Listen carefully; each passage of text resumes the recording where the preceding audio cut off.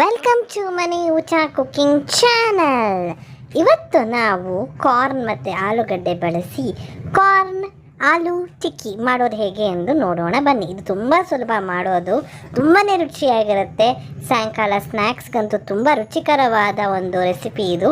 ಒಂದ್ಸಲಿ ಟ್ರೈ ಮಾಡಿ ನೋಡಿ.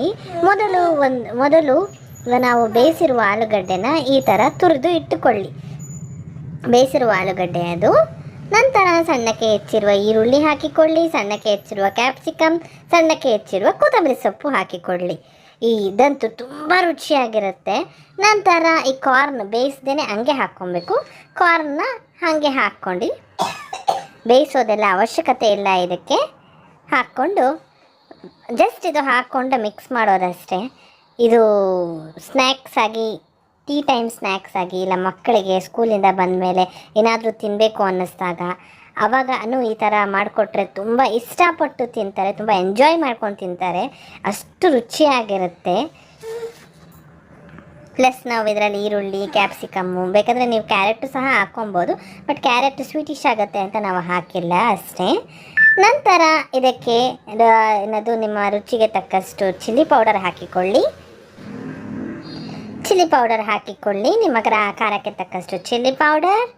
ನಂತರ 1 ಟೀ ಸ್ಪೂನಷ್ಟು ಧನಿಯಾ ಪೌಡರ್ ಹಾಕಿಕೊಳ್ಳಿ. ನಂತರ 1 ಟೀ ಸ್ಪೂನಷ್ಟು ಗರಂ ಮಸಾಲ ಪೌಡರ್ ಹಾಕಿಕೊಂಡು ರುಚಿಗೆ ತಕ್ಕಷ್ಟು ಉಪ್ಪು ಹಾಕಿಕೊಂಡು ಚೆನ್ನಾಗಿ ಮಿಕ್ಸ್ ಮಾಡಿಕೊಳ್ಳಿ. ಇವೆಲ್ಲ ಚೆನ್ನಾಗಿ ಮಿಕ್ಸ್ ಆಗಬೇಕು. ಕಾರ್ನ್ ಎಲ್ಲನೂ ಆಲೂಗಡ್ಡೆಗೆ ಮಿಕ್ಸ್ ಆಗಿ ಒಂದು ಫುಲ್ ಹಿಟ್ಟಂಗೆ ಕಲಿಸ್ಬೇಕು. ಆ ಥರ ಚೆನ್ನಾಗಿ ಮಿಕ್ಸ್ ಮಾಡಿ ಇಟ್ಟುಕೊಳ್ಳಿ. ನೋಡಿ, ಈ ಥರ ಮಿಕ್ಸ್ ಮಾಡಿ ಸೈಡ್ಗೆ ಎತ್ತಿಟ್ಕೊಳ್ಳಿ.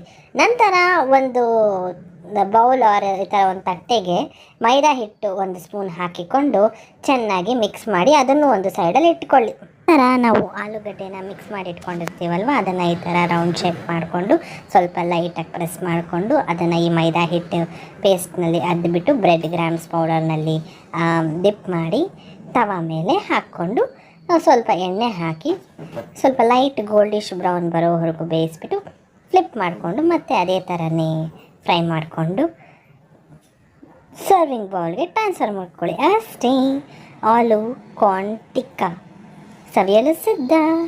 ನಿಮಗೆ ನಮ್ಮ ಚಾನಲ್ ಇಷ್ಟವಾದಲ್ಲಿ ಪ್ಲೀಸ್ ಲೈಕ್, ಶೇರ್, ಸಬ್ಸ್ಕ್ರೈಬ್ ಮಾಡಲು ಮರೆಯಬೇಡಿ. Thank you for watching.